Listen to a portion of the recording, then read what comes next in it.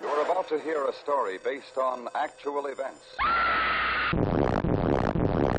There is a figure standing in the bathroom. Did it come through the wall into the home?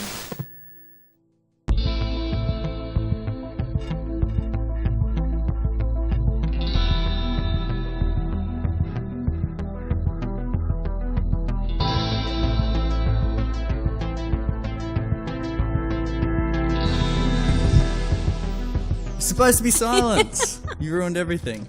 I'm so You sorry. can take these off. I'm sure that was enough time anyway. Cool. What's going on? Not much. Who's going to say it? Are we back? We're back. We're back. We're back for episode 8. Is it 8? I think so. That's pretty good. Geez, that went by fast. It went by so quickly. Definitely not week 8. It'd be like week 11 or something. Yeah. Had a couple of weeks Yeah, off. 3 months. Feels like yesterday. That's 1/3 of the time it takes to have a child. Yeah, I don't know anything about that, but all right. This is our baby.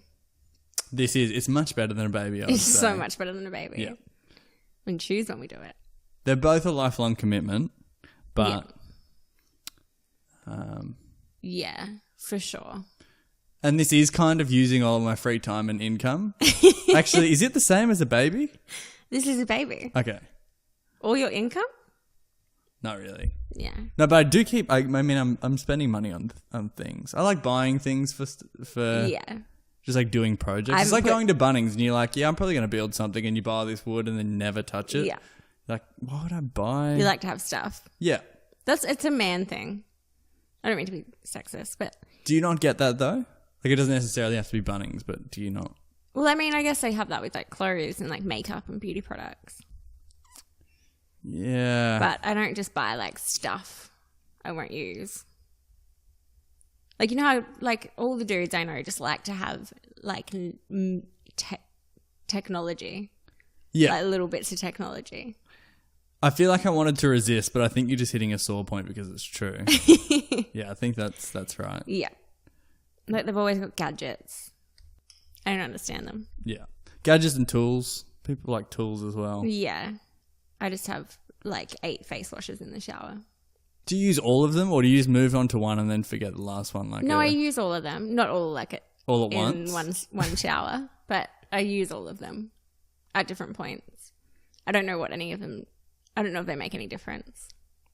Do you stick with one long enough to see if it makes a difference, or No. are you just like buying ones with reckless abandon as soon as you see it? Well, I'm like, I'll get like an email from the place I buy my face wash from. And it'll be like, they're new product. And I'll be like, They're doing you a great. dirty by sending you product know. updates. Why are you subscribed to that? Because when you buy stuff from them, you have to subscribe. No, but you can unsubscribe. Yeah, but then once you buy again, they've got to email you, and then you're on their email list again. Again, I that's think so. criminal. I think once you unsubscribe, it should be out for it. Your email inbox must be a nightmare. It's insane. Do you want to see How many unread do you have? This is a relatively new phone as well, so it's not as many as it was. Guess, how many do you think? I've seen some crazy shit in my time. So I've seen like before- 30k before. So on my last phone, Yeah. I had 200,000 unread It was emails. you that I saw that many on then. I've got 32,226 unread emails That's in my main devastating. email, and in my school email, I've got 202 unread emails. That makes me sick. Yeah, some people can't stand having like little I notifications. think that the 200,000 is so far removed from reality that it doesn't bother me, but the 200 is giving me a panic attack. And they're school emails. You need to read that. There's important information in there. I don't. Like, I know. But how do you how do you know what's happening? I read like a little bit of it. You read like the preview that pops up on Yeah. the phone? Ugh, I hate it. You need to know what's happening. It's almost like asking you to be part of the PAL program and shit. I still get a ton Or of like about emails parking. from uni. One, I don't drive. I don't want to hang out with people at school in my free time. No, thank you. Yeah, that's fair enough. You can filter through the spam pretty easily from uni. Yeah. But what if you lose something important in the ether? Like, have you showed up to a class and it's been cancelled before? No. You didn't know? No. I've always managed to read the important ones. I think I missed some really important ones at uni. That's why I'm sensitive about it. Yeah. Yeah, I haven't yet. I'm sure I will. And what about your personal one? Like, do you filter that at all, or is it just? I look at my emails every day. But I guess you would recognize the pattern of what's important. But Yeah. Oh no. oh, something very bad just happened.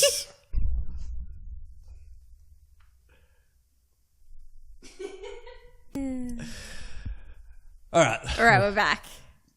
I just spilled a whole bottle of water on my computer. Yeah. Fortunately, it was only directly on the part where it has access to the internal components on the keyboard. So we'll see how that plays out. We'll see how that goes. Fingers crossed. Everything's fine though, Yep. because I can't afford a new laptop. Well, especially Maybe I'll start a Kickstarter. All our listeners can just give us me like $50. we need it for us as well. We usually read our stories off it. Yeah, it's Now the I'm going to be story. squinting at my phone. Oh, I'm sorry. I'm not blaming you or anything. But I'm not used to reading off a phone. I really hope I'm only that used it's to looking okay. at memes on this thing.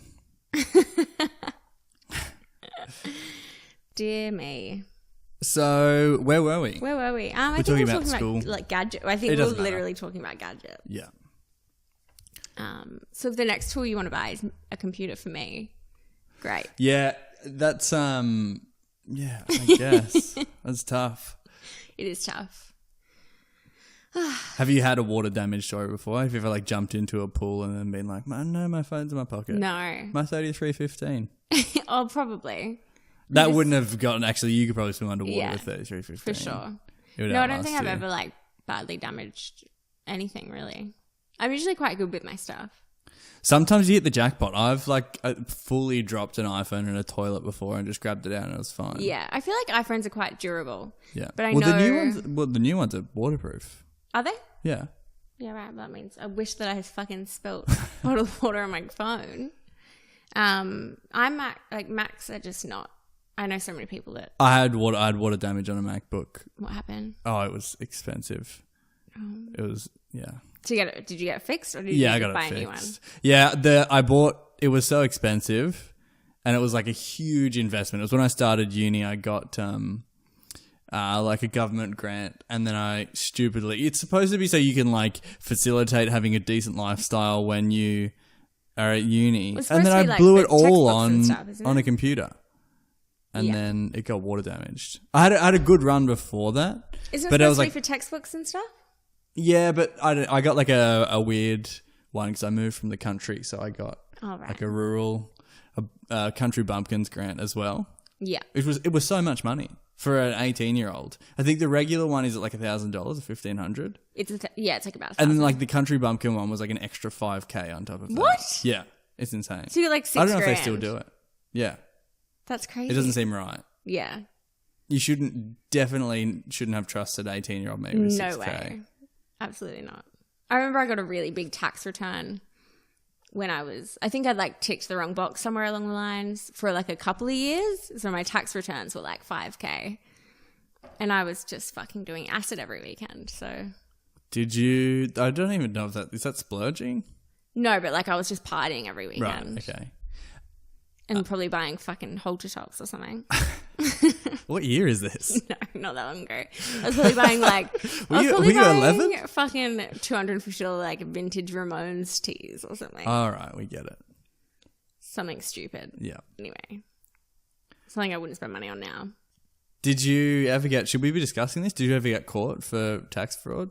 No, because it wasn't tax fraud. Well, you were ticking the wrong item on the box. Yeah, but throughout like the year. So I was getting taxed heaps throughout the year. So then my tax returns were... Right, I thought you meant on your tax form. No. I was about to No. call the ATO. Dob me in. Yep. Cheers, mate. The nerd police. Yeah. No, I probably wouldn't. I think I did that on one job, maybe like a second job, and if you don't give them tax exempt considerations, like they tax like 40%. Yeah. And I knew it, and then I was like, oh, we'll just use this as a way to save. So like I lost 40% of my paycheck every week. But then when tax return came around, I'd like saved all this money. Because I can't be trusted. I couldn't be trusted with my own money when I was young. No. So I was like, I'll just give it away, and then I have no opportunity to spend it. Yeah. Anyway, that's the tax segment of the podcast. Yeah, have we been talking about taxes? I'm so sorry. Anyway, let's all say a little prayer for my computer Yeah. because I'm a poor student and I don't want to ask Dad for money. Nor does he have any. Our Father who art in heaven, Steve Jobs. Steve Jobs. Please send me A turtleneck. a turtleneck And a new computer. and a new computer. Amen. Or just for this computer to be fine, which I'm sure it will be. Yeah, it absolutely will be. You just need a big bag of rice. I don't have rice Why do you have rice? because I don't cook rice. What do you eat? I don't eat rice. What do you eat, though? Well, I try not to eat. I know I just ate like way too much pasta, but I try not to eat too many carbs. Any other week it would have been good because you've been eating zucchini pasta and broccoli rice. Yeah, Cauliflower rice. cauliflower rice. But you've just eaten the world's biggest bowl of Yeah. pasta. Life's all about balance. Yeah. When was the last time Is that you saw what me you eat were something doing? like Yeah, that? you were rooting around in the kitchen while I was setting stuff up. I didn't realize that we just jumping down on still pasta eating the whole pasta. time. Yeah. I'm actually not as full as I thought I was going to be. Are you hungry? I'm not hungry. You can get some more if you want. Thank you. Feel No, free. I'm not at all hungry, but Feel free to have I'm some. not completely full. Okay. I could have more if I wanted to. Prove it. No. Okay. Do you have to cut yourself off? You have to think about it? Like you got a pretty healthy appetite. Your Yeah. ability to eat sweet things especially is impressive to me. Thank you. It's one of my only talents. Are you just impervious to the sugar? I don't understand because I go crazy if if I kill a block of chocolate, like the rest of the day is a write-off for me. Really? I can't do it. I could eat a block of chocolate, go to the gym. Yeah, you could kill two in one sitting. Yeah. It's impressive. Yeah, I could eat a block of chocolate and do anything. I feel great after. You feel better, do you think? Yeah. No heaviness? No No. gone loopy because of the sugar? Well, usually what I do is I substitute lunch or dinner or whatever it is. Oh, so you're having it instead of a meal. Instead, Yeah. yeah. I think that's where my problem lies. I would never trade a regular meal. So if I'm going to have that much, I would have a regular meal and that afterwards. Because I'm like, Yeah. I have to have some real food. Yeah. No, not me. So that's the secret. That's the secret. All right. I'll have to The give it- secret to a healthy, balanced. Nope. It's terrible advice. It is terrible advice. No, I am quite a healthy eater. Because I usually fast I'll eat breakfast and lunch and then I fast from after lunch until breakfast. So when I'm eating lollies, I haven't had dinner. So I've got which I obviously break the fast by eating all this candy. At night. Yeah. Yeah. Yeah, nighttime's a problem. It's really hard. If you're trying to do a diet, nighttime's a danger zone. Because if you're not doing anything else Yeah. and you're not ready to go to sleep, Or you want fucking something to chew on. yeah. The later it gets, the more at risk you are. Yeah. The more of an at risk I've you are. walked to Coles at 7-Eleven at questionable times to get candy. What time does that Coles shut? Coles shuts at 10, but the 7-Eleven's not too far away. Right. But Brian's Auto Centre, there's a service station just up the road as Yeah. well. They've seen me in some states, those guys. I think they've seen me in some states too, Yeah. probably. Yeah. I like that service station. It feels It feels like home. there's not many other like them. No. Like the Well, they still they do driveway service and stuff. Yeah. Yeah. It's like a proper old school garage. Yeah. I used to live 2 doors down from there. So I used to get the bus from out the front. And I'd go there when I smoked, I'd get my ciggies from there and everything. And there's 3 different old men that worked there that have asked me on dates. Oh, really? Yeah. Nice. 3 for 3. Yeah. Which I never know whether to be offended or flattered. I've never been asked on a date there, so yeah, you should be flattered. Thank you. Man, I'm going on the way home. I need to put out some vibes. Yeah, you do. I didn't realize they were slinging dates. Just I think we should get into it, and the Okay. reason why is because I have a feeling mine's going to go for a long time. Okay, cool. Do you want to go first then? Yeah, we're not taking turns, but I'll go first. All right. If you insist. I do insist. All right, I'm going to be talking about Brianna Stewart and Treva Throneberry. Have you heard of either of these people before? have not. Okay, excellent. Because if you had have heard either of these people before, it would have ruined my story. Yeah, great. So just let me get into it, all right? Cool. Stop pressuring me. Okay. I'm doing mine in a story format, by the way. So if you're wondering why I'm breaking into a narrator's voice, that's why. Mm-hmm. Should I do it with an accent? Should I do it with an English accent? Oh my gosh, no, please. I'm not going to do it. No, please. Can you just do like one line with an English I accent? can't even. I don't know how to do Brianna. That's my problem because it's the first word. What do you mean? You don't know how to say Brianna in an English accent? Yeah. Anyway, I'm not going to do it. Okay. Are you going to try it? No, I want to. I don't want to Give me a embarrass crack. myself. It's too late for that. I can't. Okay. It's hard, right? What's the next word? Stuart. And the words after. Arrived at Evergreen High Brianna School. Stewart arrived. It's better than I could have possibly imagined. English, right? Yeah. Yeah, cool.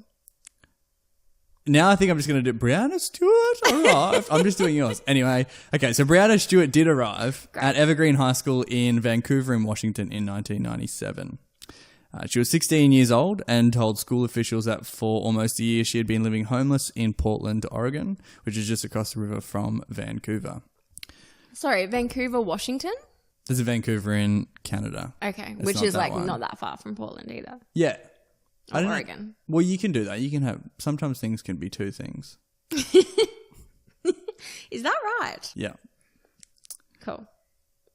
Sometimes things can be two things.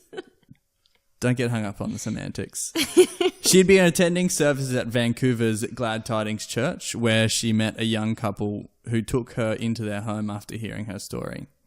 The couple who had accompanied Brianna to school that morning said she was full of potential and was determined to succeed, and all she needed was a chance to get over her past. When the school officials asked where she had been before Portland, Brianna said that she was from Mobile, Alabama. I'm saying it as Mobile, not mobile, because that's the way that Bob Dylan says it in his song. Mobile. Cool. So just deal with it. She had been raised by her stepfather, who was a Native American police officer. He was her sole caretaker, and her mother had been murdered. Brianna told them she had run away from home at 13 and was hitchhiking to the northwest to find her biological father. She said that she was enrolling in public school for the first time because her stepfather had homeschooled her.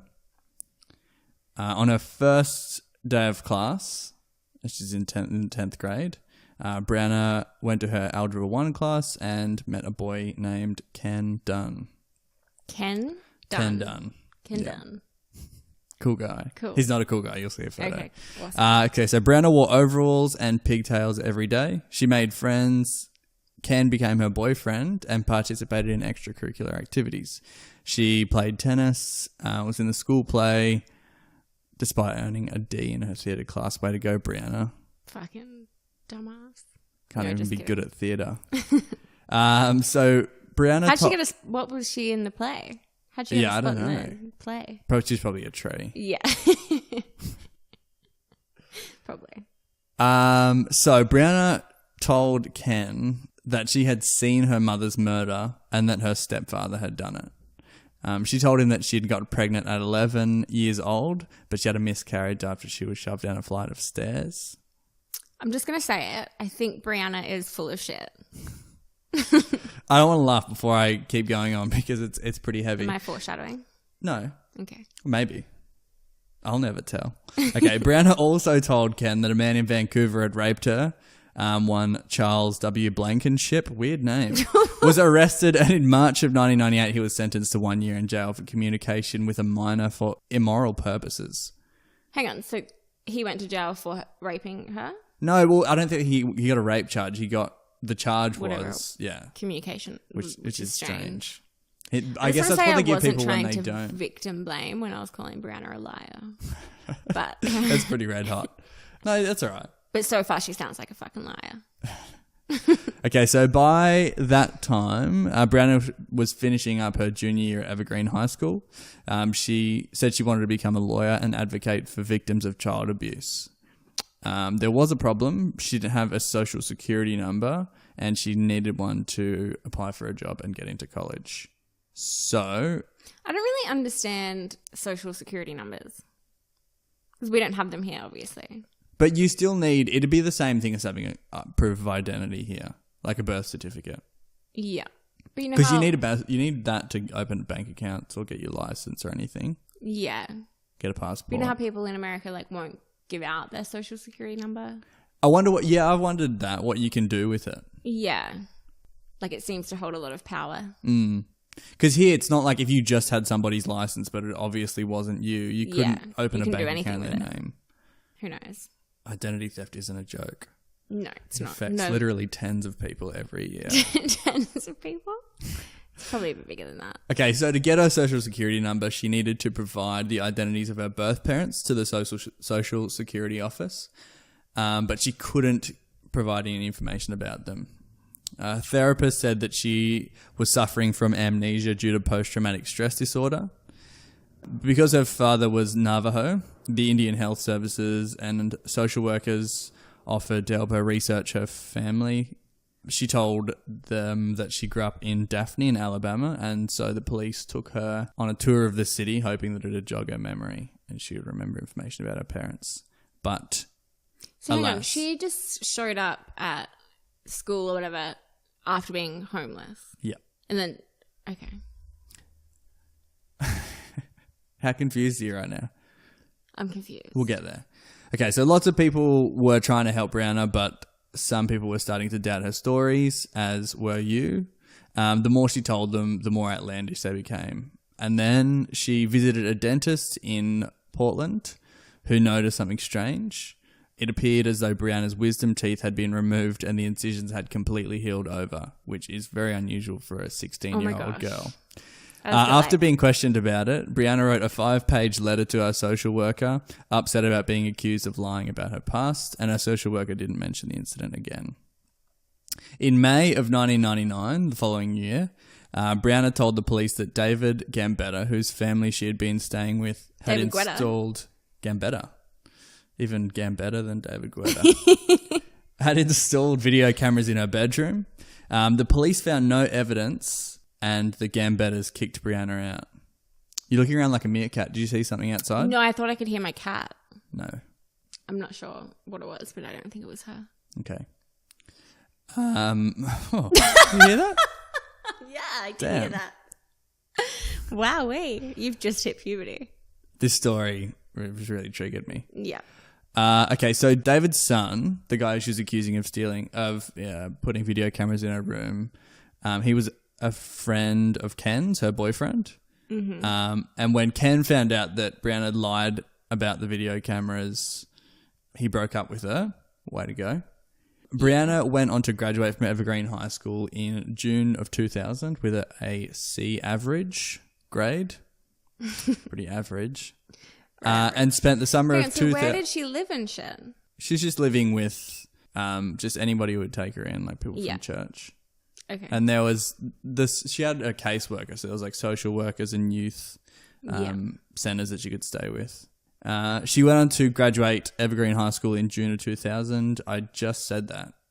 And then she spent the summer of 2000 as a volunteer answering phones for the Ralph Nader presidential campaign. But most of her time was devoted to getting a social security number so she could go to college. How much time do you have to devote to something like that? I guess a lot. She asked, she went to 2 different lawyers to help her get a social security number. You know how you can like apply to get your birth certificate though? Yeah, I guess it's a bigger deal. It seems to be a way bigger deal. Yeah. So she got fingerprinted by one of the lawyers and they had to send it to the FBI to do a background check and see if she... And that came back with nothing? Fit any missing persons cases. Okay. And the other lawyer sued the state to force the Vital Records Office to issue Brianna a birth certificate.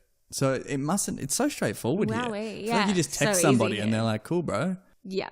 Like I don't even know if I have a birth certificate hanging around, but I'm not worried about it. No, not at all.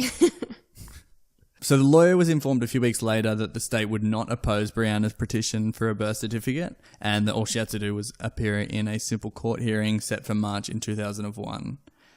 So her three-year fight for an identity was finally over. It took her 3 years to get to that point. Wow. It takes like 3 days here Yeah, it's so not hard. You might have to wait like a couple of weeks and you'll get one in the mail. If anybody wants to get a fake identity, come to Australia. Yeah. It's very easy. So, on March the 22nd, 1 week before her hearing, a Vancouver police officer, a detective, in fact, Ooh. arrested Brianna on charges of theft and perjury.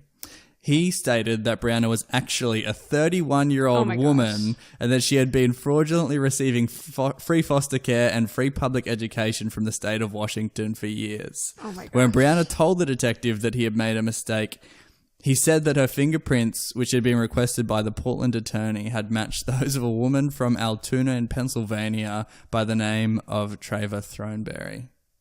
Oh my goodness. I've got like chills. All right, intermission. But not intermission because I'm going to keep going straight away. Treva Thornberry was born on May... Here's the thing. It's spelled Treva, and I didn't want to look it up because I know... Treva. Yeah. And I also don't want to call her Trevor. Yeah. Okay, can I just ask one question? I'm not sure if you're going to go into this, but did she have sex with Ken? No, I don't think they had sex. I think they went to prom together and they like hooked up. How the fuck did a 31-year-old pose as a 16-year-old? Okay, here's the photos. The photos of her. Oh my God, I'm so in shocked. high school. This is insane. She looks 31. She looks exactly like a 31-year-old person. It's insane that nobody said anything. This is a bananas story. You gotta look at the photo. It's crazy. Have you got it one? It's insane. Are you gonna show me? Well, they'll be on the show notes. You can look it up. I want to see it now. I'll show you after. Okay. They're hilarious. And she's got this goofy boyfriend too. And it's like, how did he not pick up? Like 31-year-old women are not like 16-year-olds. No way. No way at all. Oh my God. This is insane. So, Treva Thornberry was born on May 18 in 1969 in Wichita Falls in Texas to parents Carl and Patsy Throneberry. I really want to say Thornberry. Treva Thornberry. You failed. I can't promise that I'll stick to that. Not long after she was born, her parents moved her 3 elder sisters and her brother to a small town called Electra in Texas. Cool name for a town. Very cool name. I like that it's in Texas too. Mm-hmm. So Electra is a small town. By the time that Treva was 16 in 1985, everyone in town knew the Throneberrys and everyone knew her as well. And they Small all town stuff. asked her parents why they called her Trevor. Weird name. She was a good kid at school. The teacher said that she was quiet and respectful. She was a car hop at the local drive-in theatre, which... She was a what? A car hop, which is a waiter that comes to your car at a drive-in. Did you Google that? Yes. Or did you immediately. know? No, I didn't know. I wasn't born in the 50s. And she always carried a small red Bible with her. Oh, same. Do you remember those tiny Bibles you get? And they were like microscopic, like this big. But I think it was just the New Testament. I have a tiny... No Jews allowed.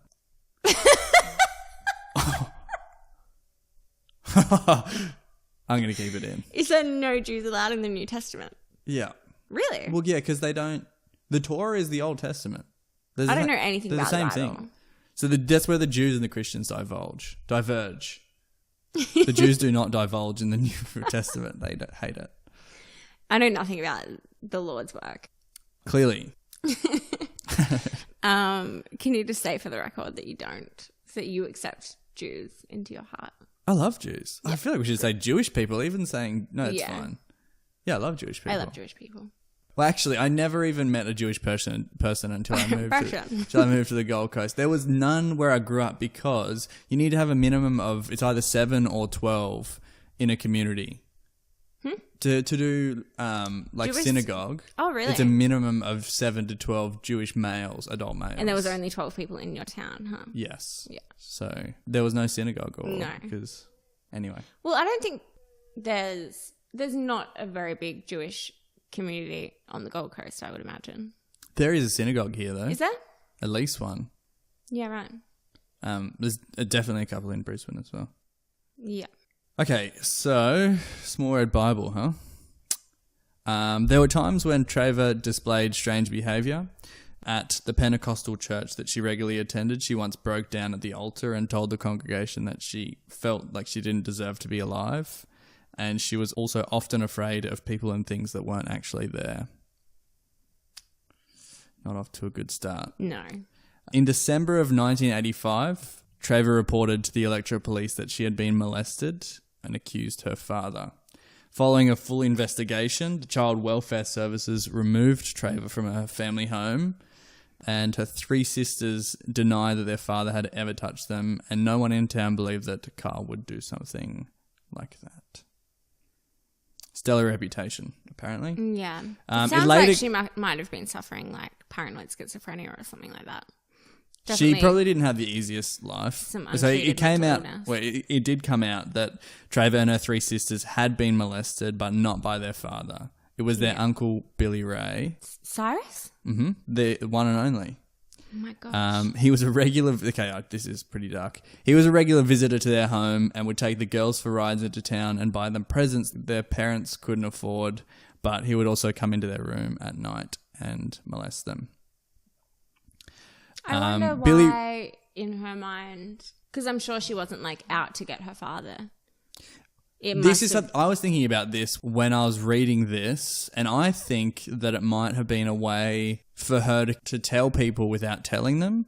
So the next part is that Billy Ray, her uncle, threatened to kill Carl and Patsy if the girls ever told anyone, so they stayed quiet. Oh, wow. So it might have been that she was like, she wanted somebody else to connect the dots, that it wasn't her dad, it was her uncle. Also, it might have been a thing where it's like she could half admit to it because like often victims of sexual abuse won't come out for a long time. Yeah. So maybe she could like half admit to it, and then I don't think anybody ever figured out if she was trying to tell people without telling them. None of the other sisters ever said anything until after Billy Ray had died, really? years after he died. must So have this been didn't come out till a long A time very after. scary person. Yeah, I imagine he would have been. Piece of shit. I hate him. So the 3 sisters married extremely young and left the house as soon as they could, leaving Treva as Billy Ray's sole target. So she copped the brunt of it. They all came to their father's defense at trial, the 3 sisters, where he stated that if Treva had ever been molested, it must have been one of the men at the Pentecostal church. The church countered the allegation by saying that Treva had told them in the weeks before she went to the police that she didn't want to go home and had snuck out of her house a few times and was found sleeping in the pews at church. That's fucking heartbreaking. It's terrible. So terrible. It's so bad. Yeah. Poor thing. Yeah. So Carl was absolved of the charges, so that's a bit of a win. But Treva was never returned to the family home and was placed with a foster family in Wichita Falls, which I don't think was too far from where they lived. Treva's behaviour with her new family, the Gentrys, became strange pretty soon after she arrived. Her foster mother, Sharon Gentry, said that she would find Treva hiding in the corner of her bedroom or banging her head against the wall. She would talk in her sleep, begging somebody not to hurt her. That's It's pretty heavy. serious untreated mental illness going on. After falsely accusing her father of raping her and then finding out that he, in fact, hadn't raped her, you'd think they would take her for psychiatric evaluation. Yeah. Or something. I mean, I'm not sure if they did, but... Yeah, we'll get there. Okay. Great. Okay. So, Treva attended Wichita Falls High School while she was staying with the Gentrys, and while she was attending, her teacher said that she was a good student, she got good grades, and was regularly seen reading the Bible when she was finished with her work. So, Loved I can't God. put my finger on this girl. Like, she seems to kind of have it together, but also not. Why does she have it together? Because she loves God? I'm surprised that that's part of the she's even dealing with it that well. Yeah. So, meanwhile, her odd behaviour at home continued. Sharon began finding notes from Treva that insinuated that she wanted to commit suicide, and then she began telling strange stories. She told Sharon that she had been kidnapped by a satanic cult while living in Electra, and that she had been forced to participate in their rituals. Wow. Satanic cults have come up a few times in our stories. We'll have to look into them at some point. Maybe one of us already has. Oh, that's a scary face. In May of 1986, Treva admitted to a school counsellor that she was considering jumping from the roof of the school. So they called the police and she was taken to the state hospital where she was prescribed antidepressants, Xanax, and participated in group therapy. While in hospital, Treva wrote letters to Sharon and a friend from school and confessed to both of them that she had continued thoughts of suicide. So she was diagnosed with this is a really hard word to say, so stick with me here. Characterological, that was an easy word to say, disorder and a possible personality disorder, and was released from hospital after 5 months, which is a decent stint. Yeah. It's worth noting for this story that the attributes of the characterological disorder include lying, manipulation, theft, and violence, and some of the symptoms of the personality disorder she was diagnosed with can include a lack of emotional growth, inability to deal with change, and a lack of empathy. Her therapist noted in her file that she was unpredictable, and because she refused to go home and her parents refused to take her back until she admitted to lying about the rape allegations, she was sent to live in the Lena Pope Home, which is a non-profit treatment facility in Fort Worth in Texas. She began attending Arlington Heights High School, and she graduated in 1987 at the age of 18. So now that she was legally an adult, she was no longer eligible to live at the treatment center, and told her counselors that she was going to attend Bible college and live a normal life. After graduation, she returned to Electra to visit her sisters. They tried to convince her to go to their parents and apologize, which she refused. She left the next day and never returned. Did it say what kind of personality disorder she had? Didn't identify which. Although I read some comments, which, I think people are just doing armchair diagnoses. It's like either multiple personality disorder or borderline personality disorder. Yeah, okay. I don't know what the basis is. I would think maybe even narcissistic personality disorder. They often won't be able to admit that they've lied as well. Is that what people who are obsessive liars, or is it compulsive liars? I'm not too sure. I don't think so for narcissistic. Compulsive liars are fascinating to me. It is so fascinating because no matter the lie or how good you feel when you're telling the lie, it's gonna fucking bite you on the ass. And they'll lie about pointless stuff that will never bite them in the ass. Yeah. It doesn't make any sense for them to lie about it. No. Yeah, it's insane. I've never heard of that first thing you said though. Maybe that's year 2 psychology. Yeah. You'll probably get there. Get there. For the big ballers like me. Yeah. Have fun trying to say it though. I don't think, what did you say though? Multiple personality disorder? Yeah. I don't think it's called that anymore. Okay. I think it's called dissociative disorder or something like that. Okay. Let me know if you get there. Talk to me about it.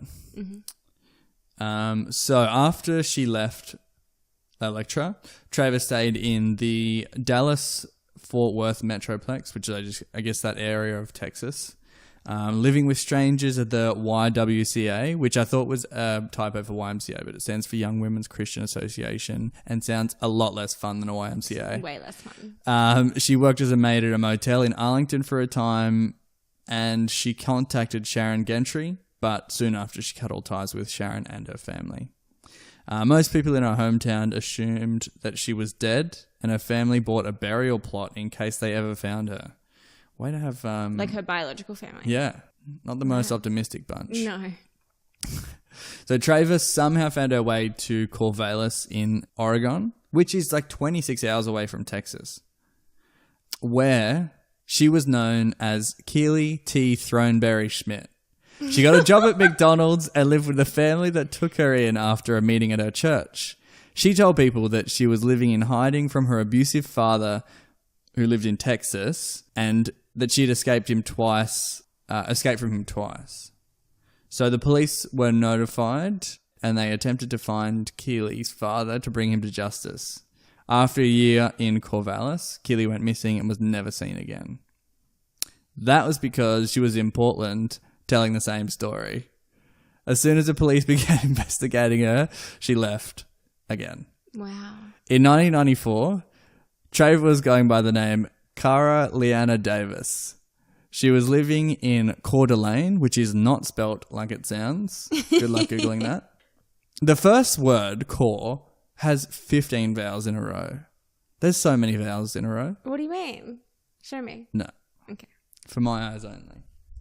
Spell like this. Oh, it likes French. Looks Yes, French. a French-ass word, Yvonne. Yeah. Oh, Yvonne! In Coeur d'Alene, Idaho, and she had a new backstory. She was the daughter of a police officer who was a member of a satanic cult who had raped and killed her mother. Very creative with these Very stories. creative. 2 months after that, she was back in Texas in a town called Plano. Now Cara Williams, she claimed to be a 16-year-old raised as a high priestess in a satanic cult. She had narrowly escaped the fates of many other children she had grown up with and who had been sacrificed to Satan. Again, she claimed that her father was a police officer who raped her. Treva, who was actually 25 at this point, lived in a series of foster homes and youth shelters. She was taken on trips to the mall and the Six Flags theme park, sponsored by volunteers at the shelters who felt sorry for her. She accused one of the men working at the shelter of molesting her, and then she moved from home to home and school to school. Fuck no. At every school, she always joined the tennis team and was consistently the worst on the team. She's like, I'll get good one of these days. Maybe that was the whole reason. She's like, I've got to get good at yeah. high school tennis. You'd think that at least one to keep having a adult do-over. in her life in one of these places would have been like, she seems a bit Like, old. bitch, you're 30. You're not Like, 16. I'm 26. There's no way I could pull off pretending to be a 16-year-old.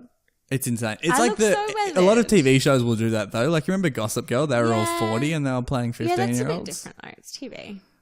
No, TV's real life. Let me have this. Okay. I can't wait to see her picture. Treva was nearly caught out in September of 1995 when she was placed in a residential treatment centre where a staff member who grew up with her in Electra recognised her. Oh no. Her case manager was notified and evidence was gathered to prove Treva's true identity. A court hearing was scheduled. Treva was removed from the foster care system and her case manager sent her out onto the street with nothing. As soon as she walked out of the courthouse, she started pretending that her name was Cara and she was 16 years old. Oh my goodness. Like, I know that what she's doing is wrong, but I feel like as a social worker, you've got some kind of duty of care not to just send someone who's obviously mentally ill out into the street. It's insane. There's a lot of neglect going on here, and I'm sorry, but I can't not laugh at this. I can't not laugh at her story. It's so It's ridiculous. pretty insane. But I feel a lot of empathy. What's for her. leading up, what led to her being like that is awful, terrible Yeah. circumstance. But her actions now are hilarious. I know, but she obviously just wants to fucking be. She just needs. It's a huge somewhere- problem. Yeah, it's no good. Someone just needs to fucking give this girl some love. Yeah, she should have got like a companion animal, like a I service almost dog. feel like she should be in a cult. Yeah, she's Do you know prime what I mean? candidate. Like, I'm go surprised that and- no cults had approached her by this point. Go and be part of a cult and like, Scientology will take you. yeah. The CrossFitters will take you. Ooh. I might get some heat for that. By June of the following year, Treva had adopted the persona of Emily Cara Williams and was living in Asheville, North Carolina. She again claimed that she was 16 and needed to escape from the cult that she had grown up in. In August, she was Stephanie Williams in Altoona, Pennsylvania. She claimed that her father from Memphis, Tennessee, who made and sold child pornography, would be looking for her. Her social worker discovered a note in her notebook that gave her away and did some investigating. Her true identity was discovered and Treva was arrested. She served 9 days in jail for filing a false police report. Which, Or just when you think about put her in it, jail. she was there for 9 days. That's pretty good. Yeah. You couldn't last in jail this for girl 9 just days. needs somewhere to live and like needs some kind of structure. She was giving it a crack. I know. When she was in jail, her parents were contacted and were allowed to speak to her on the phone. Despite their pleas for her to stop pretending, she denied knowing them. Wow. She's committed to this role. Yeah. She would go on to take a new name and story in Louisiana, New Jersey, and Ohio. She lived in shelters with kind strangers and enrolled in school after school. The only part of her story that never changed was that she was 16. So, yeah, that kind of brings us up to where she changed her name to Brianna Stewart. Mm-hmm. So by the time she was 31, she had cheated the state of Washington out of thousands of dollars while in foster care in the public education system. Charles Blankenship was released from prison because he had not actually been communicating with a minor. Because she was 50. Yeah. And he didn't rape her. Hang on. Remind me who he is again. She's the one that she accused, when she was Brianna Stewart, she accused this guy of molesting her and he got put in prison for a year. Yeah. You'd be pretty dirty if you were that guy. Yeah, but I mean, okay. But if he was hitting on her and he thought that she was 16, he would have thought that that's she a was scumbag 16. move. But I don't know if any of it was true. She might have made it all up. Yeah. So her arrest made the national news and her family members contacted her. Her sisters came forward to talk about the abuse they had suffered as children. And through the entire trial, Treva continued to insist that she was Brianna Stewart. Really? So she was just saying she wouldn't admit that she and wasn't. They brought in Sharon Gentry into the trial and they brought photos of her when she was a kid. And that was I think they said that was the only part of the trial where she looked shook for a second. And then she was like, oh, that's really interesting. If this really is her, what was she like as a child? To Sharon. And then she made her explain about how she was a really good child, which feels, it feels narcissistic. Yeah. Yeah. So where is she now? Well, before we get to that, there's three elements to the story that just don't make any sense at all. And not that she was doing it for a particular reason, but if she's committing all this fraud anyway, she chose a pretty stupid ruse just to say that she was a teenager. Like, she didn't try and get any money or personal gain from it. And she did poorly in she was terrible at high school. Yeah. And I think she was faking out everybody in the theatre class. Because when she did high school the first time round, she was a straight A student. But really? Yeah, and apparently she was also faking being bad at tennis so that nobody would get suspicious of her. Oh. Who knows, though? Because if you were terrible at theatre and tennis, you'd just be like, yeah, I was just faking the whole time. Yeah. Yeah. And you're like, I'm actually Roger Federer. I was faking because of the other lies. But also you don't want too much attention if you're not who you say you are. That's true. So if you're like a star fucking tennis player. As soon as she goes to one competition, they're like, you're obviously 30. Get out of here. It's so obvious that she's 30. She looks I cannot wait to look at her. so old. So why did she allow her fingerprints to be taken by the attorney if she knew that she already had them on file from... Because she couldn't say... In Altoona. No, you can't. And I think that's what it was as well. She would have been backed into a corner when he asked to take her fingerprints. What excuse would you have to say no to that? More suspicious. No, but then there still would have been no way for him to identify why she was being suspicious. Mm. So those two things don't really make any sense. Yeah. But I guess it's the same thing of people who get... Pardon me. Anybody who gets caught up in a lie would probably do the same thing. Just write it out once you're already that deep. Yeah, I wouldn't. I'd run. I don't... Like, if I was caught in a lie, I think after a certain amount of pressure, I'm not very good at lying. Like, I think that I would just cave. And I just like, I lied. Yeah, definitely. I would cave so early. Yeah. I just wouldn't even be able to keep it up. I could not do what she did. That sounds exhausting. It's so much work. It's more work than having a real job. Yeah. Like, my life is not that stressful. Well, she obviously gets some kind of thrill or something from It would it. be good sometimes having no responsibility. Like being 30 but living as a 16-year-old. Yeah. Actually, it does sound pretty good. I'm out of here. I'd love to go back to high school. Got a school to sign up to. Yeah. And yeah, how would you... Do you not think about going back to school with what you know now? Everything you know now, you would be kill it. You'd be the champ. Yeah. You'd be the number one champ. So during the trial, Treva was so confident in her story that she requested a DNA test to prove that she was not related to Carl and Patsy. What? The test results showed that she was without a doubt Treva Thornberry. No, did I say Thornberry? Throneberry. Have I been saying Thornberry the whole time? I don't care. So. Her response was that there must have been an issue with the blood and the test results were incorrect. So she obviously, get one last lie in there. She believes her own bullshit. Yeah, she must be. She's either completely convinced or she's just playing silly buggers. She was offered a plea bargain of 2 years if she would admit her true identity. She refused. She fired her lawyer for suggesting that she take it and defended herself at trial. Oh no, that's classic insane person behavior. So she was found guilty, obviously. Yeah. Bitch, you're 40. That's a direct quote from the judge. And sentenced to 3 years in prison. She was released in June of 2003, having served just a little over 2 years. She moved to Seattle and lived in a women's shelter for a few months. And this part is very confusing. She was granted a Washington State ID card with the name Brianna Stewart and the birth date December 22nd, 1981. Treva most recently appeared in the news again when she called the police saying that a man had attempted to rape her while she was at work. She was working as a maid in a hotel and reported her name to be Brianna Kenzie. Michael Caton was arrested in May of 2016. Michael was released when Treva refused to identify him as her attacker. When her employer discovered that Treva had served prison time, she was fired from her job. Not sure if you can do that, can you? Also, she may have potentially falsely accused somebody of rape, and she's giving false names to her employer. Well, her name's Brianna Stewart. Oh, yeah. Well, it's not. And then no, because it... But legally, her name was Brianna Stewart at that point, wasn't it? No, yeah, but she was going under the name Brianna Kenzie. Yeah. Which isn't even her real fake name. Oh my gosh. This is insane. How has nobody made this movie? This is like a really bad version of Catch Me If You Can. It's like Catch Me If You Can if Leonardo DiCaprio was playing it now.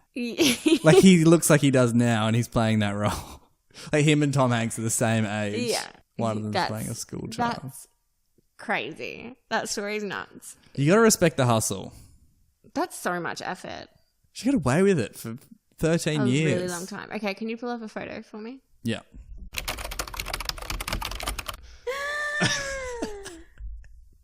Oh my god.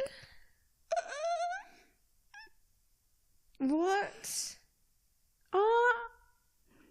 Sometimes she looks like she can get away with it, but other times she looks like it. But if you put anybody in that, she's got like in the photo, she's wearing overalls and pigtails, and that's a very convincing outfit to be wearing. Anybody and a fringe, so her face is like half covered. Yeah, and she's not exactly a looker, so it's like you would never accuse an ugly person of being old because like this is my face. This is how I look.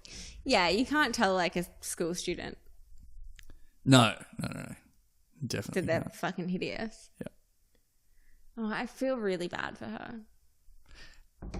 Yeah. But you know, like some people are just predisposed to be mentally ill and to not have good lives. Yeah. Oh no, she had a shocker. I think I'm choosing to focus more on the ridiculousness of it. It's so ridiculous. But like the underlying message of the story is not great. Yeah. In fact, it's awful. It's so awful. Oh, Billy Ray Cyrus giving her hell. Yeah. We might get a defamation suit for that. I need some excitement in my life anyway. Bring it on, Billy. Achy breaky heart. Break my achy breaky bank when he sues me. All right, let's leave it there. Okay, I'm gonna go to the toilet. All right.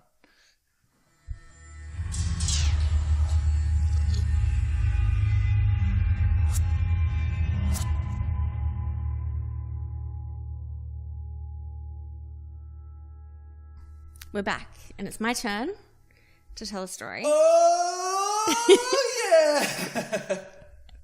How excited are you? I'm really excited. I'm so pumped to hear your story. I was just saying that when we were on the break. You really were. I can't wait. So speaking of like Satan and shit, so I'm like, so I originally wanted to do the. Are you doing a satanic cult? There's parts of like bits. It's time. not really a satanic cult, but there's just like little bits of Satan in there. Little bits of Satan is a pretty good name for a breakfast cereal. So I was going to do the Salem witch trials, but then because I'm fascinated with like the occult and witches and shit. But then as I was reading it, I don't think it's that interesting of a story. It sounds cool. Like a bunch of women were just accused of witchcraft and then they were burnt or killed. It's still going on in Salem. Is it? Yeah. Yeah. I went... You went to Salem? No, I didn't. I went on a Tinder date with a girl from right near there. What's the college town that's right near? I'm not sure. Anyway, it's right near there. And then it became apparent very early in the date that she was a witch. She had an actual wand. What? Yeah, like... Why didn't you marry this girl? Well, I tried. She went back to... She went back to America. She's only here for like a week. I fell in love with her instantly, and then she left. You've never told me this. The one who got away from me is a witch. How is that? She showed you her wand. No, she didn't have it with her. It was at home. But she like got it in Salem, and she was like, it was probably like, I don't know if she said these actual words, and it sounds ridiculous now that I'm saying it, but it was like, the wand chooses the wizard, Harry. Like, but it was the wand chooses you. Like she said, as soon as she picked it up, she knew it was her wand. Okay, she sounds insane. I'm kind of glad you didn't marry her. I thought she was really well adjusted. But yeah, Salem, it's legit. There's like the witches and warlocks, and they're all over. It's full of them. Yeah, allegedly. Well, like what they call themselves, witches and warlocks. They're not trying to hide that fact. I'm not saying that witches and warlocks are real. No. Anyway, so I wanted to, and then I was like, I just want to do something that's like witchy or satanic or something. So I just Googled witch Satan murder mystery and I came up with... Are we already at Googling witch Satan murder mystery? It's week 8, come on. I know, I've been Googling some weird shit. Bottom of the barrel. I've been Googling... Maybe it's time to do your Google history. Maybe. Oh, we'll just get to it, I'm sorry. I've been doing it on my computer, which is now probably broken. It's fine. Rest in peace. 100% it's fine. So I came across this article by a guy named Brent Swanser on Mysterious Universe. And this is the death of Jaenette DePalma. Do you know this one? Mm-mm. Okay, it's quite dark. Mine was really lighthearted. That's going to be a bit of a contrast. Alrighty, so it's on the 19th of September 1972 in Springfield, New Jersey. A dog returned to its owner with the decomposed remains of a human hand and forearm in its mouth. No, thank you. Take it back. That dog would be going straight to the pound if it was mine. I couldn't look at it again. If Puss brought in a human hand, I don't think I could look at Puss again. No, that's a deal breaker for me. Yeah. So the owner contacted police and they began searching straight away in the nearby Hoodale Quarry. It was not long before police found a body lying face down and fully clothed. The body was very badly decomposed and required dental records to identify, which revealed that the body was that of 16-year-old local girl Jaenette DePalma. Jaenette had been missing from the 7th of August, and police had conducted extensive searches for the girl, but came up with nothing. Forensic analysis showed that the girl would have died shortly after going missing, approximately 6 weeks. However, an autopsy did not reveal a cause of death, which I didn't know was a thing. Autopsies? I didn't know that they would just come up with, like, oh, we don't know. Well, it's 1972. We talk about this all the time, and both of us need to get a grasp on how the forensic technology has changed over the years, because it keeps coming up for us. Yeah. Well, I know that they didn't with, like, the Somerton Man, but I thought that was, like, a special And that was case. 1940s, wasn't it? Yeah. That was old. 1972, I think they're getting there a little bit. Even to get it down to 6 weeks is pretty solid. I really don't know I don't know how they do that with dental records. I was going to say the same thing. I really want to know how they do it with dental records. Maybe like because your nerves and shit die around that time. But your teeth rot. Don't teeth rot as well? You always see skulls with teeth pretty much intact. But like if you don't brush your teeth for one day, they pretty much turn into dust. Do you get that if you like forget to brush your teeth? I never forget to brush my teeth. I brush my teeth like 3 times a day. Yeah, but like say if you're drinking or something and you come home and you just like forget about it. I don't drink. You've never drunk in your life. You never once forgot to brush your teeth 3 times a day since that day 0. Yeah, I'm sure I forgot. You're to ruining brush my story. When I was like bendering or whatever. Yeah. And but just about how horrible it feels if you miss one. I was too fucked up to realise how fucked up my teeth felt. Not the next day. I don't know. But the next day after you've been to bed, morning brush teeth are always disgusting. All right, I'm cutting all this out anyway. It didn't go the way I wanted it to. Okay, so no cause of death was revealed. Her remains showed no evidence of bone fractures, bullet wounds, or knife strikes, and there was no drugs in her system. However, there was an unusually high amount of lead, but no explanation was found for this occurrence. And I meant to Google why this could be, like what would cause high amounts of lead, but I forgot. I think it was just the 1970s. Everything was made of lead. Yeah. Like lead paint and then leaded cars. But to There's have lead an in the water. unusually high amount, yeah. So in the area that Jaenette's body was found, there was a collection of logs and branches that at first glance just appeared to be thrown about. But it was soon noticed that they had been intentionally arranged in a way that resembled a coffin. And there was a cross made out of branches above the girl's head. The whole scene reportedly had the feeling of a makeshift occult altar of some sort, and the police began to believe that the murder had perhaps been carried out by practitioners of dark witchcraft, Satan worshippers, or members of some kind of cult. There were other weird things as well, and the case became so mired within rumour and creepy stories that it became hard to tell what had really happened and what was merely hearsay. Around the crime scene, it was later rumoured that dead animals had been strung up to some trees with string, with some of the mutilated corpses in jars. It was also later claimed that a series of arrows had been carved into various trees pointing to where the dead girl was. Yeah, this is nightmarish. Yeah. The local press covered this story, and soon Satanism, dark witchcraft, strange rituals, and human sacrifice were the talk of the town. Springfield has a long history of witchcraft and spooky stories, and it is claimed by many to be a well-known area for occult activity, devil worship, and witch covens, which the nearby Wuchang Reservation rumoured to be the centre of such activity. Did that make sense? Everything except for what you said. Wachang? Wuchang Reservation is the centre of the witchcraft activity. I think that's a similar setup to Salem. Yeah, it must be. Like they don't really have... They kind of just live on the reserve. Yeah. And there's covens and... Selling wands. Weird shit. Yeah.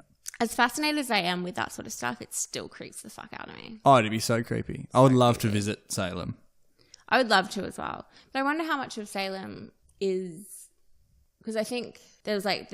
At the time, there was like Salem Village and then Salem Town. And I think Salem Town is now Salem. And then Salem Village, which is where the witch trials began, is called something else. I think there's like... The Salem Town is probably a bit more novelty and touristy. Yeah. People would go there just for the sake of seeing witches. But yeah, there's probably also some backdoor stuff happening there. Dark shit going on. Yeah.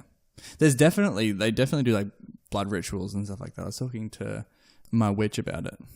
Yeah, but is she... Okay. Had she participated in blood rituals and stuff? I'm not sure. I hope so. Are you friends with her on Facebook or anything? I don't think so. Can we get her on as a guest? Maybe. I want to meet a witch. Maybe I'll pretend to be a witch and see if I can join a coven. I wonder if there's a coven on the Gold Coast. There must be. There's a new witch movie that came out tonight that I really want to see. Okay. What's it called? I put it in my calendar because it came out today. Suspiria. It's a remake of like a 1977 film. I'm dying to see it anyway. So it was even reported that shortly after Jaenette's murder, dead animals had been found at Wuchang Reservation, strung from the trees in a similar manner to those that had been found at the crime scene. One popular local story is that 13 witches are buried beneath the nearby Johnston Drive, which runs from the Wuchang Reservation. Some locals have also claimed that they have seen human sacrifices in the area and have accused the local authorities of covering them up. There has also apparently been so many thefts of occult reading material from the local library that works such as the Encyclopedia of Occultism had to be kept under lock and key.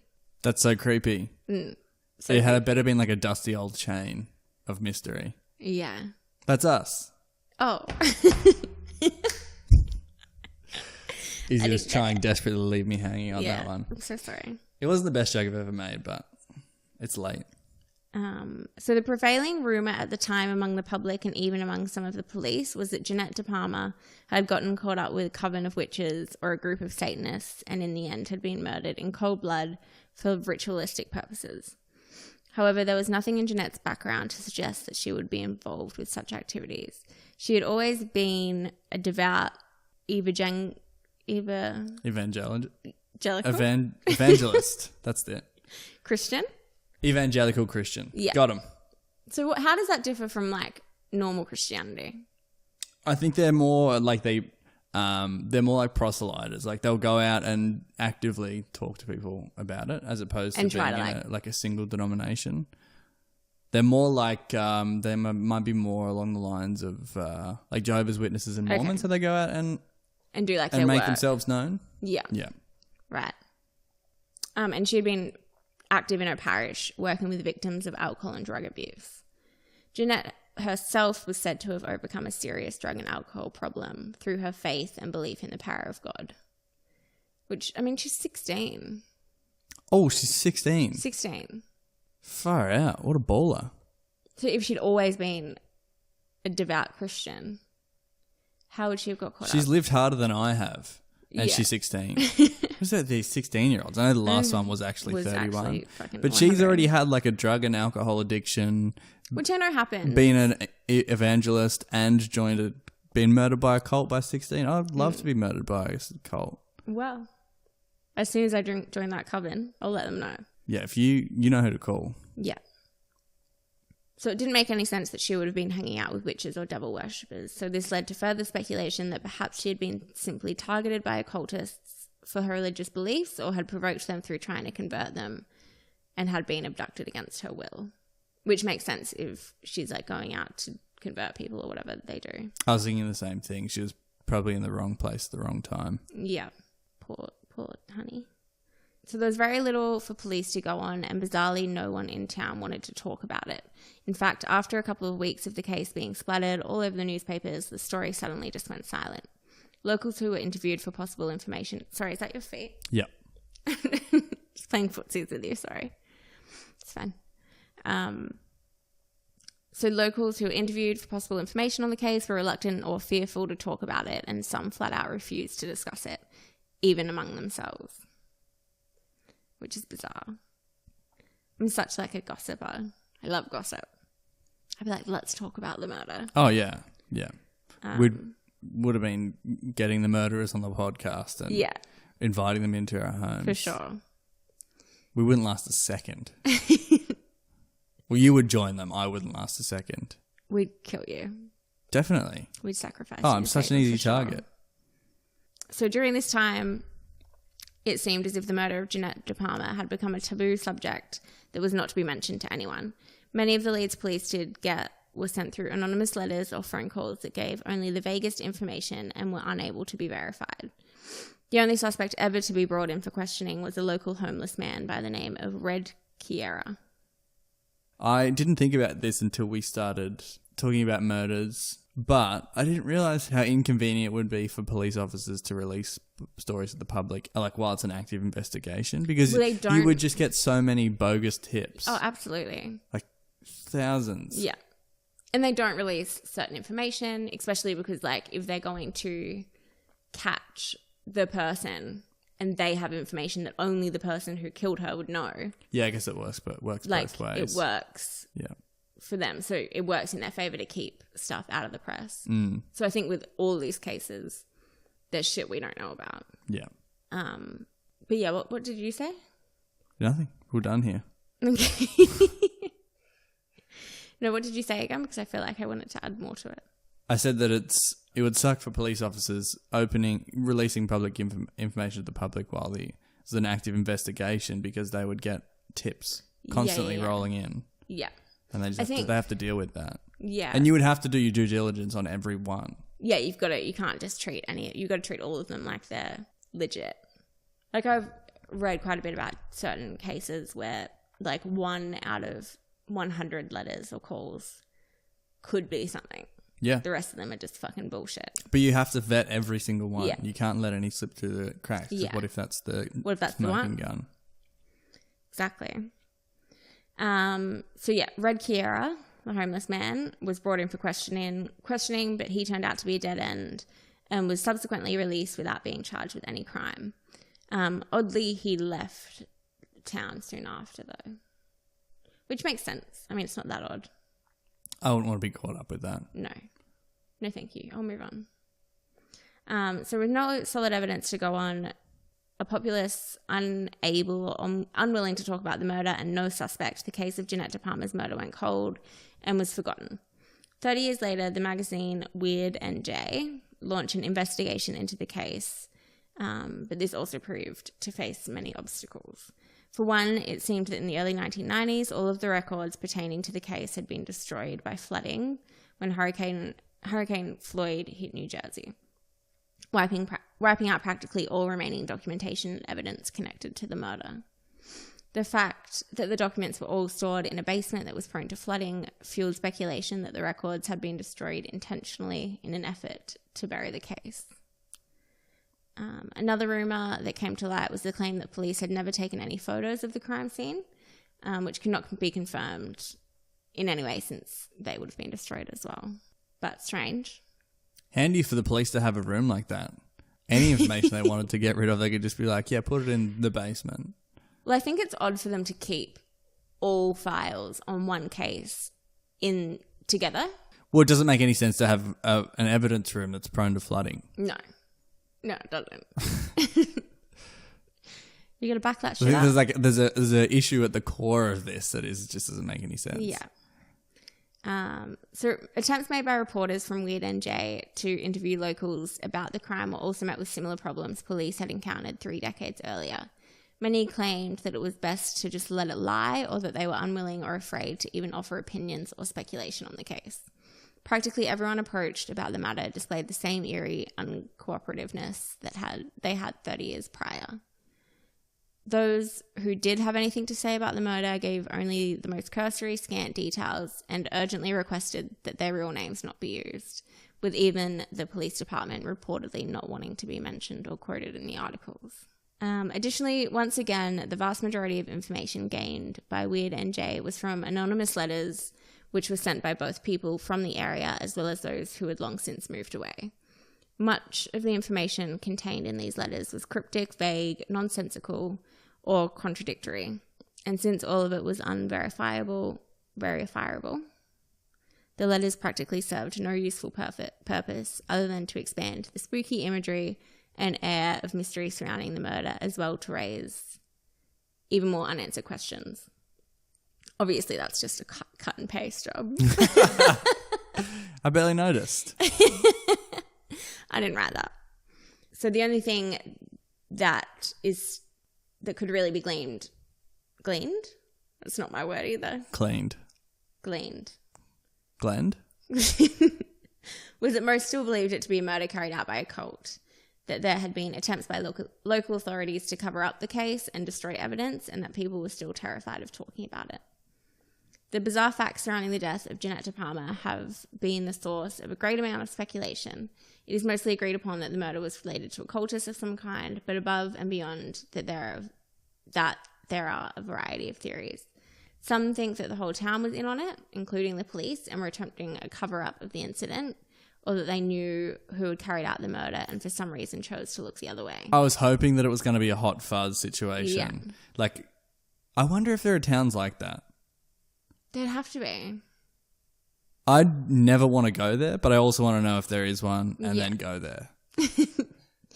It just seems like a really scary movie. That scares me way more than like all the fucking monsters and serial killers I read about. A conspiracy on that level, on that scale. I agree with you. And I think that if it's not a conspiracy where the whole town is involved, that might be a stretch, and I just want it to be that. As much as you want something to come of somebody being murdered, obviously. People being murdered isn't great. I'm not advocating that behavior. I'm just saying if you're going to do it as an entire town in a conspiracy. Second to that, I think that it's more likely that people just they like having a legend. Absolutely. They like speculating about it. After a certain point, they'd be like, just let us have this. Yeah. It's like a local legend. Yeah. Well, she's not getting any deader. No. But I mean, it's just so scary that a community that's working together on something like what they could be capable of. And it's fucking terrifying. Yeah. Yeah, once you start bringing spreadsheets into things, you can do anything you want. Yeah. So yeah, many people believe that the whole town was in on it. Others think that A cover-up was launched in order to try and preserve the town's reputation in the face of such a crime, or that the murder had been committed by a powerful local figure who did not want the heinous crime brought to light. Still, others believe that the townfolk were so scared because the devil worshippers or witch coven believed to be responsible for the crime had enough power and influence to make sure that anyone who talked would also end up like Jaenette, and thus kept them in the grip of fear. Other theories say that her murder was not the work of a cult at all, but rather someone such as a jealous boyfriend who then made efforts to make it appear to be a satanic ritual, which is entirely possible. Yeah, I like that. And we've been talking a lot about red herrings and misdirects, and it's pretty common. Seems to be a recurring For sure. thread. If I was going to murder someone, I would do something like that, 100%. Yeah. Even if the investigators knew that it was a red herring, they still have to work back to what you were trying to throw them off. Yeah. Which is a huge ball ache. Yeah. Oh, absolutely. It, like, I don't want to police shame, but after all this time, they only ever had one suspect. Did they do an investigation?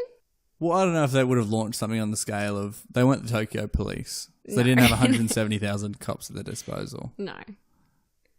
They were probably giving it a crack. Is this a small town? Springfield, New Jersey. I'm not sure. Isn't that where Simpsons live? Yeah. Look at my intimate knowledge of the Simpsons. You know so much. It's pretty impressive. So the murder is still unsolved, and it will probably stay that way. There are no records on the case except for a few newspaper clippings, as well as the results of the Weird NJ investigation. The facts have become incredibly distorted by time, rumours, hearsay, urban legend, and sensationalism. In Jaenette DePalma's memory, the Justice for Jaenette DePalma non-profit organisation was created to raise awareness of this unsolved murder and bring Jaenette DePalma justice. Oh, wow. She got her own organisation for that. Yeah. People die more horrible deaths than that and don't get a second look. No. But it must have been in this small town or whatever. It must be pretty ghastly. So what do they do with the money? Just tell people about it. Well, yeah, that's why I'm not really Raising sure. money for megaphones. Scream at people who drive through the shitty town. Yeah. Let them know what happened. Just scream her name. So I mean, it's hard to say which theory I think. I know how fucking corrupt police can be and politicians and shit can be. I think maybe that it was a bit of a town all-in cover-up. Don't get me excited. There's a lot of things. I think all of them, I give them a lot of credence. Like, they're all pretty plausible. Yeah. The town being in on it is maybe less plausible than a boyfriend who's trying to misdirect the police. It's insane. But I really want that to be the case. It's absolutely insane. But why was everyone so afraid to talk about it? If they thought that a cult did it, I think I'd be pretty tight-lipped about it in a small town as well. If you'd probably know people who you thought were in the cult, you might have been friends with them. They're like, yeah, when they're not murdering people, they're nice. Yeah. Like the same person who's in a satanic cult might be slinging honey down at the farmer's market on a Thursday. Yeah, but say I'm part of Springfield, New Jersey, and I'm like, a fucking cult did this, and I'm like talking about it, and I'm like, oh, I heard this, I heard that, and then I fucking went missing. That's your fucking answer. Who's going to investigate it though? The corrupt police. So who's going to know? And it's 1972. You can't like tweet about it. No, that's true. You send Morse code to a museum. That's your option. Or you just leave. Yeah. But even like newspapers interviewing you and shit. I think if something like that was happening, I would just leave. I just put, I'm out of here. I can't deal with this. Well, that's what everyone I fucking don't need this did. extra stress. That's what everyone did. I didn't. I'm like, I want to be in the thick of shit like this. Always. Are you trying to get murdered? No. You definitely are. It's becoming blindingly obvious that you are. I do not want to get murdered. I just want to know all the information. So you like the whole town as a cult theory? Yeah, there's got to be towns like that. Okay. There's got to be. I think there is as well. I think there is, but it probably not on the scale of what they have in Hot Fuzz. I've seen that film. Is that a trope in any other movies then? Have you seen another movie where the whole town is in on something? Have you seen the film The Village? Creepy premise. No. Is that oh my God, what it's such a great film. It's the whole time you think that this family are like going through whatever they're going through, and you think that it's like the 1500s or something. So they can't go beyond the wood lines or something like that. Like there's monsters in the woods, and elders have to like guard the perimeter of a nighttime. You've got to be in by a certain time. Are you about to spoil this movie for me? I'm not going to watch it. If you're not going to, I'm going to spoil it for everyone. Okay. So eventually something happens, and anyway they find out that the family created like its own civilization because they felt like the world was too corrupt. So they just like live like it's like Amish people basically. But they live like it's like the 1500s, and they speak in like weird old year English and shit. But it's like modern day. Is it a horror movie or is it? It's a bit of a horror movie, yeah. Or like a thriller, I guess. All right. It's a great film. I've just told you all of it, but I don't need to see it now. No, that was a real roller coaster. It's a really great film. Couldn't recommend it more. Nice. But that's a nicer version of that, I guess. Well, yeah, Hot Fuzz isn't as serious as that. It's more of a comedy. Yeah, I remember it coming out and stuff, but I don't. You should watch it. It's really good. Yeah, I think it's one of those ones that like always comes up. It's got a ton of Harry Potter actors in it. Who are the two main actors? Nick Frost and Simon Pegg. Yeah, haven't seen it. Yeah. Oh, so it's English. Is it English? Yeah. Yeah. But is that like the premise of the film? Yeah. Right. I thought it was just like... No, I probably spoiled the whole thing as well. For anybody who's going to watch it, yeah, I just spoiled it. It's not a huge reveal though. It's like it's a comedy movie. Yeah. But that it is kind of creepy, even though it's a comedy. When they're revealing that, it is like it makes you think about the reality of it, and it's creepy. I think it does exist, but not on that scale. I think there's probably like very small villages where there is some villages in Australia that are creepy, like so isolated. The place where my family used to live in, a place called Wooden Bong, which is neither here nor there with the name. I don't want to hear about it. Wooden Bong? Yeah. When you were born? Yes, but there wasn't a hospital there, so I wasn't born there. I was born somewhere else. But if I had to go there now, and I've been back there since, and there's like 500 people. I think there's 500 people there. Wow. And that town, I can imagine it. It's so small, so creepy. Everybody knows everybody. Is there like one police officer? Easily be, yeah. That place could easily be a cult. The whole town. Yeah, that's fucking terrifying. I would say I don't want any hate mail from Wooden Bong, but I'm pretty sure they don't have the internet. But that's the beautiful thing about it. Maybe we should do some Amish slagging. If this tells you anything about how bad it is, when I went back there, the first thing that they said to us was, don't drink the water. If you're not from there, you can't drink the water, otherwise you get gastro immediately. Really? You can't. The town water supply is polluted, but they can drink it because they're used to it. So Springfield, New Jersey has a population of 15,000, so it's not that small. It's too much. It's not a big town, but it's not that small. No. Trying to coordinate 15,000 people to do anything is pretty tough. But there could have been like a subgroup.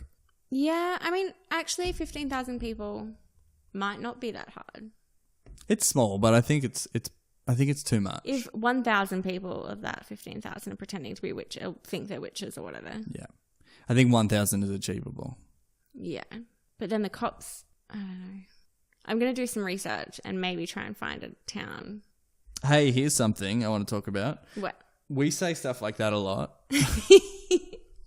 When I'm listening to every episode, I'm like, I don't remember. I have highway hypnosis. I don't remember any of the stuff. We're like, yeah, we're definitely going to do that next week. There was one in the episode that just came out that we said we're going to do research about something. Guess what? We didn't do briefs either. No. Because we're going to on Saturday. We're going to on Saturday. And then I didn't want to get up early. Izzy slept in. Yeah. But I wish boxing wasn't so early on a Saturday. It's like 7:30. Yeah, but I work in a bar. How's bragging camp going? Absolutely not bragging about working in a bar. It's nothing to brag about. Where was I? I was talking about something really important. Oh, yeah, we never follow through on anything. But it's only in my personal life as well, so it's fine. But what were you going to say? You're going to research something. I'm going to try and find a town that has had like allegations of being If you can find corrupt. one, that'd make for a great episode. It would make for a great episode. It would also terrify me. If you find one juicy enough, maybe we could do a two-parter on it. Ooh, that's a good idea. I would not be able to like research it overnight time.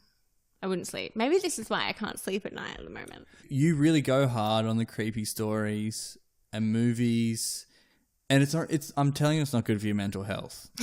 Once it gets dark, I pretty much ban myself from listening to, like, not murder podcasts, but creepy murder ones. Well, I've stopped listening to murder podcasts or crime podcasts like after the sun goes down, because I was like going to work, on my way to work, listening to podcast like murder podcasts, and then I'd finish work and I'd just press play and like start where I went off. No. But it's fucking midnight and I've got to walk from the Gold Coast Highway to my house. And I was like walking through this alleyway one night and I was so scared. I ended up like running the rest of the way home because I was petrified. And yeah, that's not good. Yeah, I've got a blanket ban on creepy podcasts at night. Yeah. Keep it something light. Watching The Haunting of Hill House. Oh, I keep getting Netflix series. Did I say this? I think I did, that Netflix is trying to get me to watch it. It's really good. They still give me notifications about it. It's really, really good. But the first few episodes before you really know what's going on in the family, it's quite scary. Okay. No spoilies. Yeah, no spoilies. Very spoiled enough in this episode. But it's really good. I recommend it. Yeah, I'll have to give it a watch. What's your go-to if you're in that state where you're creeped out at night and you want to put on something lighthearted that's immediately going to snap you out of it? What's your go-to? What's your brain bleach? I'm going to say this and it's not going to make me... It's going to make me look like a psycho. I already love it. Forensic Files. What? What are you talking about? I don't think you understood the question. I know. That's what I put on. Is it the guy's voice? I don't know. I've seen every single episode like 18 times. So they don't scare me.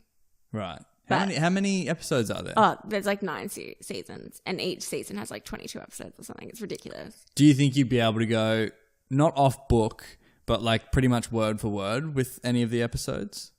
The John List episode, probably. Yeah. Because I love that story. You know you got a serious problem when you're like that. So I have this app called like Calm or something, and it's got like sleep stories, but it's only got one free one. So I listen to that to fall asleep every night, and it's about lavender, and I reckon I could like quote that. Nice. In its entirety. Yeah. There's a podcast, I'm not sure what it is, and I'm not giving out free endorsements, so I'm not going to find out. That might be, is that the one where the dude just tells the insanely boring story? Really boring story, yeah. It's like, it's a genius idea, and as soon as I started listening to it, for the first 5 minutes, I was about to call the police on this guy. This is the creepiest thing I've ever heard. And then after like the 6th minute, I was like, do I love this? And I don't listen to it every night. But it's one of the tools in my toolbox. Yeah, I use it. If I can't go to sleep. Every now and again as well. If I hit 2 chamomile teas and I'm still not feeling drowsy, yeah, I'll bust out Sleep With Me. Yeah. I have to have a sleep story. Unless like someone's next to me in bed, which is not very often.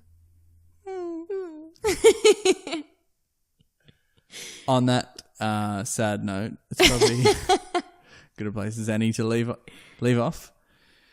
Yes. Do you want to slip in a shameless self-promotion before we go and tell people where they can find us on social media? You guys can find us, you guys and gals and whoever else can find us at, was that bad? Guys and girls and miscellaneous. And miscellaneous. And other. I don't want to say other. Oh, because they would feel othered. They would feel othered. Hey, all. You can find us at chainsofmystery@gmail.com. Instagram is Chains of Mystery Podcast, and I've just started a Facebook page. There's nothing on it, but it's Chains of Mystery Podcast. Mm-hmm. And we'll have already been on for a few weeks by the time you listen to this, but in real time, we just got on Spotify and Stitcher. So if for some reason not using Apple Podcasts, we did. I didn't get the email. What is your phone background? That is haunting. All right, we're going to go. Bye, everybody. Bye.